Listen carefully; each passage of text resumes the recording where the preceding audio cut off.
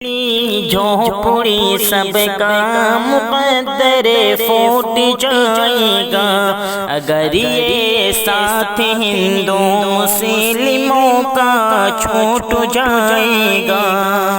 दुआ कीजिए कि हम में प्यार के रिश्ते रहे कायम, ये रिश्ते टूट जाएंगे तो भारत टूट जाएगा। ये रिश्ते मैं बड़े ही अदब व एहतराम के साथ जनाब हज़रत मौलाना मोहिउद्दीन साहब कासमी मद्दसिल्लहुल आली से दरख्वास्त कर रहा हूँ कि हज़रत तशरीफ़ लाए और 10 मिनट के अंदर अंदर अपनी बात को मुकम्मल करें। नहमदुहु व नुसल्ली अला रसूलिहिल करीम अम्मा बाद। क़ाल अल्लाहु तआला फ़िल क़ुरानिल मजीद वल फ़ुरक़ानिल हमीद। अऊज़ु बिल्लाहि मिनश शैतानिर रजीम। बिस्मिल्लाहिर रहमानिर रहीम। वक़ज़ा रब्बुका अल्ला तअबुदू इल्ला इय्याहु व बिल वालिदैनि इहसाना। मेरे बुज़ुर्गों, आप हज़रात शाम से अल्हम्दुलिल्लाह उलमाए किराम के बयानात से मुस्तफ़ीज़ हो रहे हैं। ये आप हज़रात की बड़ी सआदतमंदी है, बड़ी खुशनसीबी है। मेरे पास वक्त नहीं है, 10 मिनट का वक्त नाज़िम साहब ने मुझे दिया है। इस 10 मिनट के अंदर आपके सामने चंद बातें ही पेश कर सकूँगा। मैंने एक बात कही कि सआदतमंदी, और याद रखें आप एक लफ्ज़ आप हज़रात बोलते रहते हैं, तौफीक, अल्लाह तौफीक दे, अल्लाह तौफीक दे। मैं आपसे कह रहा हूँ तौफीक बहुत बड़ी चीज़ है। क्या है तौफीक? बहुत बड़ी चीज़ है। इतनी बड़ी चीज़ है, इतनी बड़ी चीज़ है कि आप चंद बातों से तजर्बा कर लेंगे। एक इंसान के पास में बेशुमार मालो दौलत है, खजाना है, लेकिन अल्लाह के रास्ते में 1 रुपये देने की तौफीक नहीं होती। मतलब क्या है? अल्लाह ने उसके माल को कबूल नहीं किया है। इसी तरह एक इंसान इल्म रखता है और जिस्मानी एतबार से सेहतमंद भी है, लेकिन उन्हें नमाज की तौफीक नहीं मिलती। ये बड़ी महरूमी हुए। और ये कि एक इंसान अपनी ज़बान भी क्या है? अल्लाह की बहुत बड़ी नेमत है।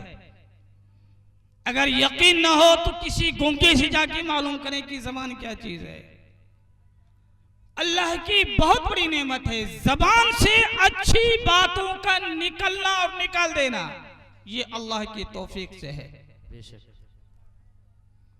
मैंने कुरान मुक़द्दस की जो आयतें करीबा तिलावत की है, उसके जेल में 3 बातें पेश करनी है। कितनी बातें? 3 बातें। 3 बातें पेश करनी है।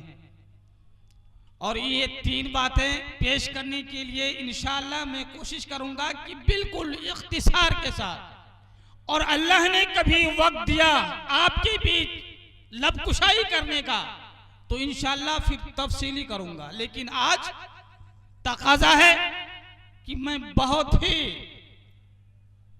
इख्तिसार का पहलू इख्तियार करूं।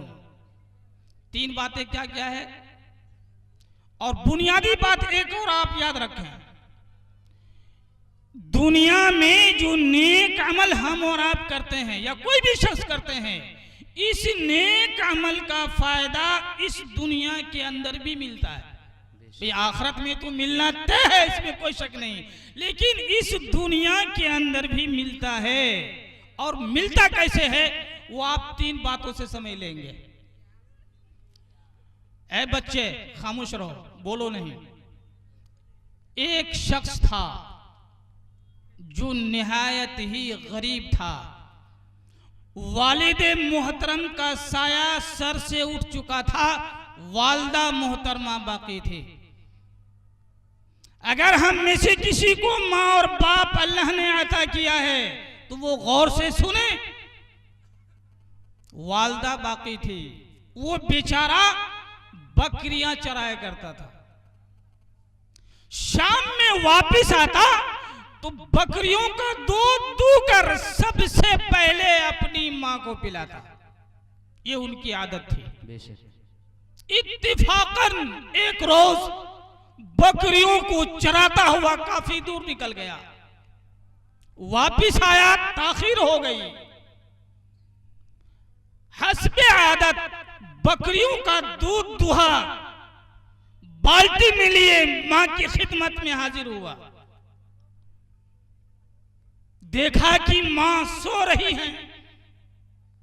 अब ये दूध की बाल्टी लिए मां के सरहाने खड़ा है कि मां को मैं जगा भी नहीं सकता, इसलिए कि अगर मैं मां को जगाता हूं तो ये नींद में खलल वाक़े हो जाएगा, मां को तकलीफ होगी। मां को जगा नहीं रहा है बल्कि दूध की बाल्टी लिए खड़ा है, सरहाने में खड़ा है। उनके छोटे छोटे मासूम बच्चे भूख के प्यास की वजह से बाप के पास आकर रो रहे थे, बिलक रहे थे और दूध मांग रहे थे।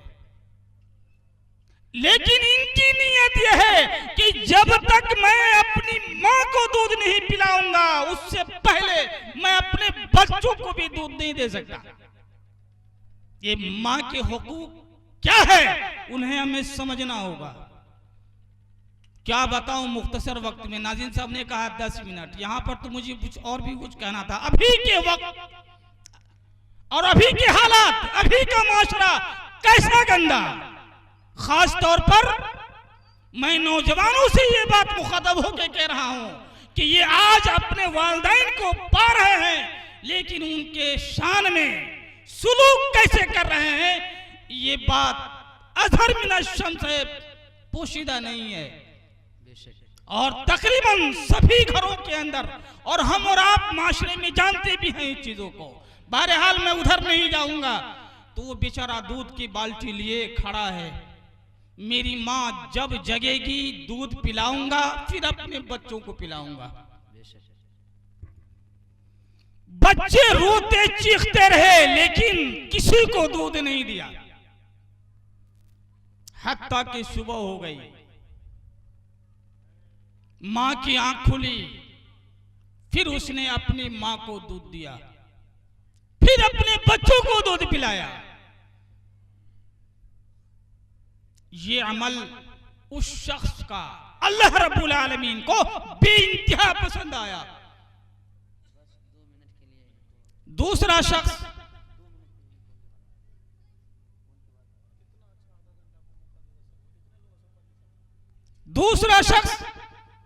अपने चचाजाद बहन से मोहब्बत करता था।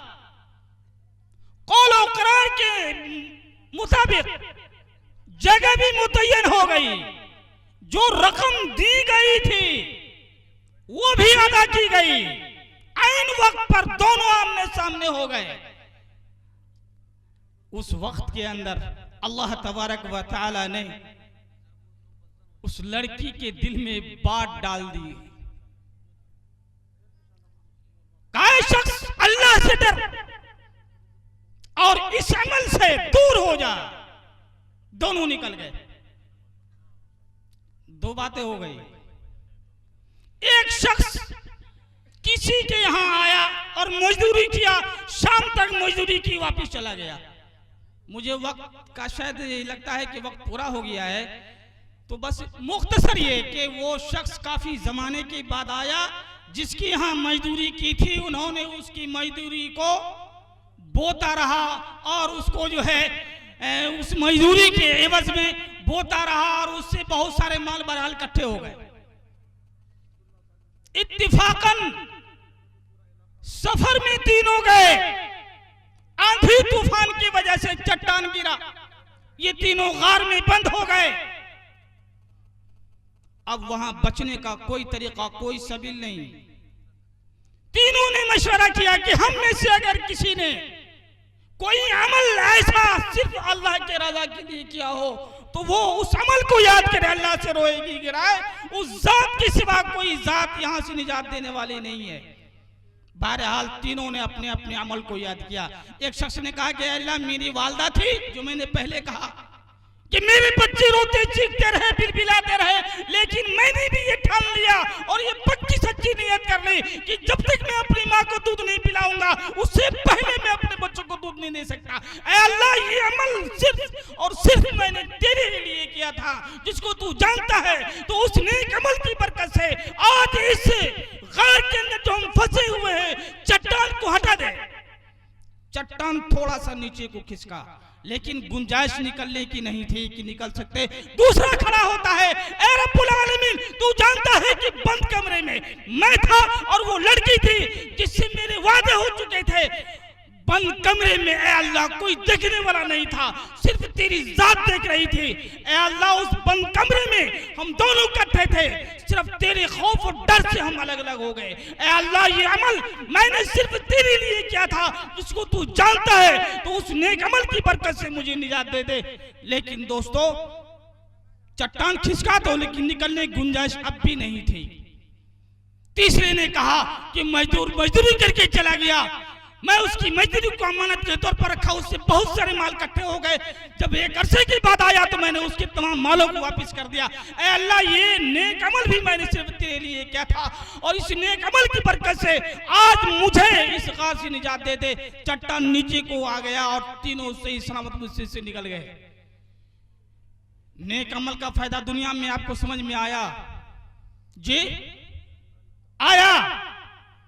अगर आ गया है तो मैं इतनी बात कहूंगा आखिर में कि अल्लाह ने जितनी जिंदगी हमें दी है, इस जिंदगी के अंदर हमेशा कदम को संभाल कर रखते हुए अपनी जबान की, अपनी ताकत की, अपने हाथ और पांव की इस्तेमाल सही जगह पर सही तरीके से करना चाहिए।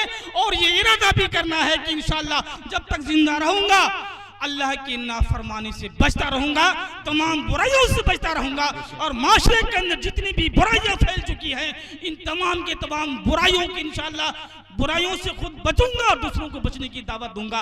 अल्लाह रब्बुल आलमीन हमें और तमाम उम्मत मुस्लिमा को अमल की तौफीक अता फरमाए। वमा तौफीक इल्ला बिल्लाह।